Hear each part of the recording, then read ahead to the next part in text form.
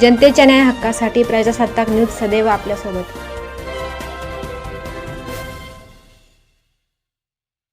संगमनेर नगर परिषदेत टपरीधारक व हातगाडीधारकांची नोंदणीसाठी प्रचंड गर्दी।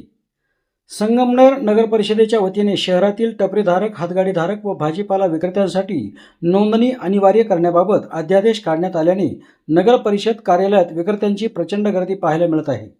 नगर परिषदेच्या आदेशानुसार ज्यांची नगर परिषदेत अधिकृत नोंद नाही अशा टपरीधारक, हातगाडीधारक व भाजीपाला विक्रेत्यांना शहरात व्यवसाय करता येणार नाही असे स्पष्ट करण्यात आले आहे। त्यामुळे आपला व्यवसाय सुरू ठेवण्यासाठी नोंदणी करून घेणे आवश्यक झाल्याने मोठ्या संख्येने विक्रेते नगर परिषदेत दाखल होत आहेत। नोंदणी प्रक्रियेसाठी शहरातील विविध भागांमधून आलेल्या टपरीधारक व हातगाडीधारकांनी नगर परिषद कार्यालयात लांबच लांब रांगा लावल्या होत्या। त्यामुळे परिसरात मोठी गर्दी झाल्याचे चित्र दिसून आले।